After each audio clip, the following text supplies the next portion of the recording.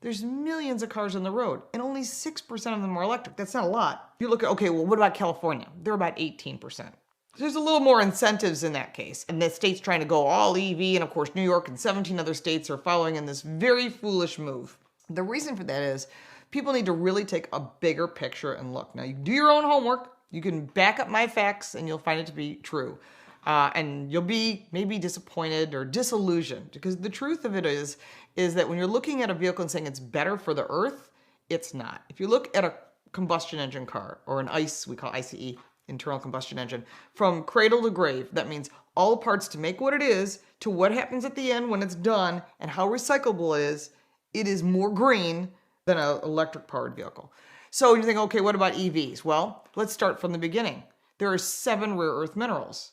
There's cobalt, which causes cobalt lung. So we don't mine it here, and most countries don't, because it kills people. But don't worry, they're mining it in South Africa. And who owns the mine? China. Okay, then you got lithium, same problem. The mines are owned by China. It's also hazardous. We could mine lithium here in the US, but the EPA will never let that happen. And one of the largest lithium deposits is in Nevada. But it's also on Native American land. So that's a problem. Then you're saying, okay, what else? So we got cadmium, poisonous, hazardous, mercury, make it go crazy, but also it's dangerous. You have neodymium. That's a really weird product that people don't talk about. It's a magnetic ore, and it's in every single battery. And that's the magnetic property. So first off, that is the rarest of them. There's not a lot of it. And the veins that are there under the ground are all owned by China. So, okay, so we're not beholden to the Middle East for oil. We're not being self-sufficient here in the US. Instead, we're going to be beholden to China. Okay, so as long as you know that up front. So now you got these other rare earth minerals. So what happens? They take all these minerals and they melt them together and they put them together like a birthday cake.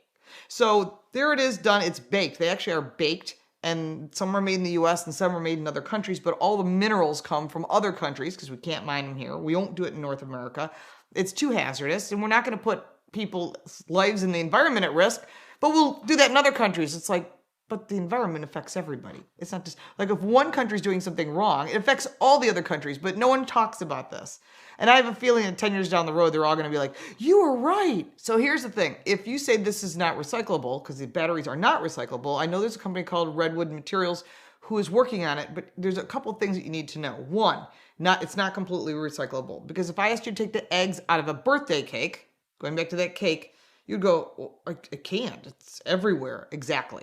So those materials are all blended together, and they have to work in a certain way in order for each cell to be the battery for what you use, whether it be a Tesla or a Lightning or fill in the blank. And this does not, by the way, this story does not make the manufacturers happy with me. And many a times they won't give me the electric cars, so I get them from dealers, because I'm not going to play around, because I will review them all.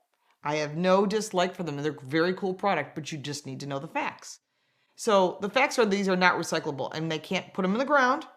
They can't send them to the moon. They're not going to send them out in the ocean. They're not going to do anything. They're going to sit in a salvage yard, and we're going to have an environmental disaster down the road, probably about 2030, because that's when all these batteries that are pulled out of cars, when they no longer have life, there's going to be no use for them. Now, if you want to be the first billion or trillionaire, you'll probably be the person that can figure out how to separate this, but right now there's no way to do that, and the hazardous properties that are within those metals are still there. So they don't just disappear when you bake them together as a cake. So now you got this battery. There are all these cells. Some are cooled by coolant, ethylene glycol. Others are cooled by other liquids. Most of them are cooled by something that's flammable, ethylene glycol, antifreeze, which is why you see that chemical chain reaction from the salt water, from the hurricanes, or cars that are flooded. When one catches fire, one cell, it heats up the next one, and it just causes a chemical chain reaction and keeps setting them off. So that's why it takes sometimes weeks and weeks for it finally to be done. And in order to recycle it, that battery, or try to, that battery has to be completely used. So it may not be good for a car. That battery has to be used on the secondary market to maybe store energy. But afterwards, when it's dead, like batteries in your remote control, you throw those in the garbage. We're probably not supposed to. Those can then be sent to a salvage yard, but they can't be sent to a salvage yard until they're completely zero. So people don't realize that. So now you got these cars and you go, don't they look cool? They're so cool. Sure they are. And what do you think those cool bodies are made of? Some sort of polycarbonate. And what's in that? Fossil fuels. So people don't think about that. So I'm going to give you just a tip on fossil fuels. It's in every single thing you touch, from a piece of paper to glass, they process medical supplies, medicine, the clothing you wear, the computers you touch. Literally every single thing you touch has some sort of product from fossil fuels. And it's mind-blowing, especially when you think about glass. You're like, glass? Yes. Even safety glass in cars, because there's a film in between, and that is made of some form of petroleum. So there's no way to get away with it 100%. So though it may sound great in an idea, in reality, it's never going to happen. So if you want to drive a Lada, which is a Russian piece of crap car, that's probably what you'd end up with if the government gets involved, because they can't even handle the post office and Amtrak. I can't imagine them getting involved in the auto industry, because it's exactly what happened in the UK, and they destroyed the auto industry in the process of doing that. And they're already got their fingers in the US auto industry, which is concerning.